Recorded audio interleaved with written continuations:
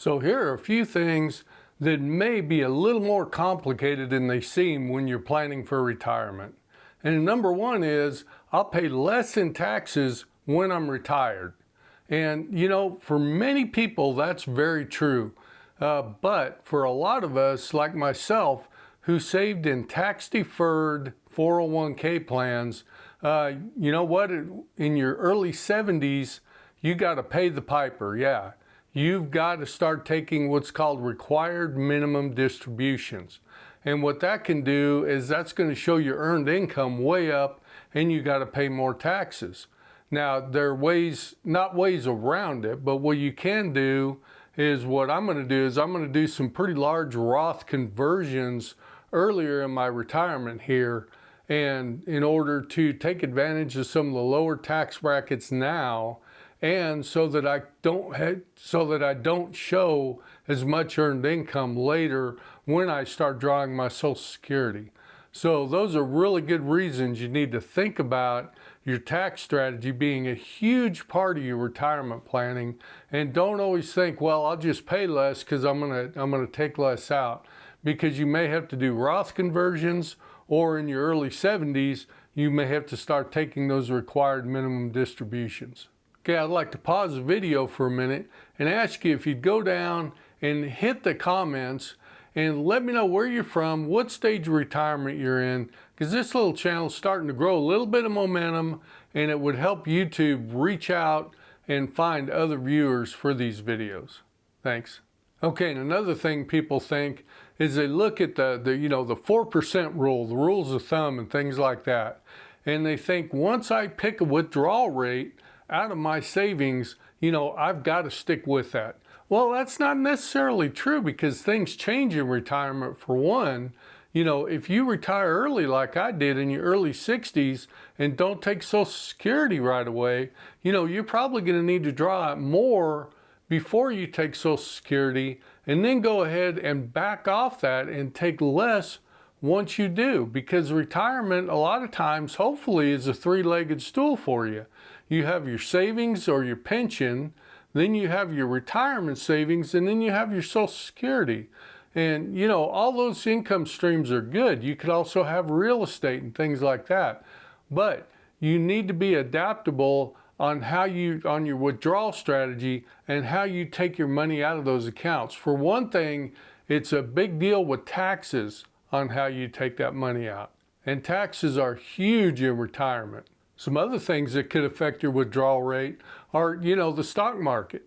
If the stock market has some really good years, has one or two really good years, you may want to go ahead and up that withdrawal rate a little bit and take some more vacations, or go ahead and make a purchase that you were thinking about.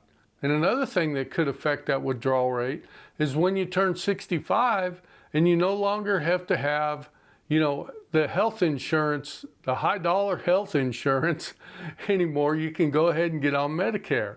But Medicare is not free, which we're going to talk about in a minute. But it is a lot cheaper than the almost $1,900 a month that I'm paying for health insurance. So I'd also like to point out, I'm not a professional, I'm not a financial advisor. So if you need a retirement plan custom built for you, go out and find a fiduciary, fee-only financial advisor who can customize a plan just for you. And another one is that Medicare is free, and Medicare is going to take care of my medical needs for the rest of my life. Well, that's not necessarily true. There is certain parts of Medicare that are very economical and very cheap, but there are also supplements that you may want to buy. Like your prescriptions and things like that. And Medicare does not take care of things like long-term health care. Yeah, if you have to go into a nursing home or something like that, Medicare does not pay for that. So you've got to possibly look at supplemental insurance for long-term care. Depending on, the longevity of your family, that could be something. If your family lives into their 90s and, you have a few folks that have lived into to be 100, you may really want to look at getting some of that insurance and taking care of that, before you're 65, because from what I've heard, after you're 65, that insurance gets really expensive. And other things, depending on the plan that you get, with Medicare, you may have, co-payments, you may have deductibles, things like that. So, you got to budget for that. You can't just say, well, when I turn 65, I don't have to, like me, I don't have to worry about that $1,900 a month anymore. It won't be $1,900 a month, hopefully, when I get to be 65, but I'm sure it'll be, a few $100s a month, maybe close to $1,000, depending on all the options that I want to take, with the vision and the dental and the prescription and everything else. All right, and another myth is, I can just wait and start saving for retirement. Later on down the road, I'll worry about it after my house is paid off and my kids are out of college and everything. Well, by then it may be a little late, because for every year that you don't save for retirement, that just means you're going to have to be a lot more aggressive in your savings if you want to retire, at a reasonable age. And I've heard so many people, so many younger people in their 30s and early 40s who are saying, man, I'm not going to worry about it. Social Security is not going to be there when I get to be that age. And there's just no way I can't even think about retirement.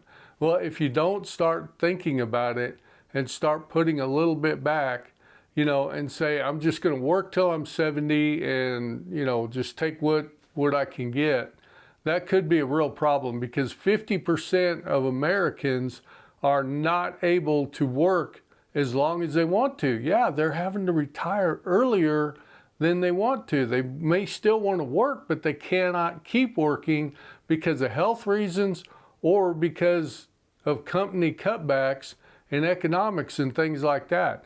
And if you don't believe that ageism isn't alive and well in the United States, open your eyes, because it is. When you start getting close to 60 years old, your employer's probably going to start looking at you and saying, is he going to retire voluntarily, or are we going to be looking for some kind of layoff? Because ageism is alive and well in the United States. And it may not be as bad. Like in my situation, what they did was they just kind of, like a China doll, they just kind of put me to the side and put me in a position where I didn't have to do a whole lot, so they could move some other younger people up into those positions. And to be honest with you, that makes sense. One of the reasons that Social Security was established was so that you could go ahead and people could retire and move out of positions, and younger people could move up into those positions and make more money, and that helped the economy flow a little better.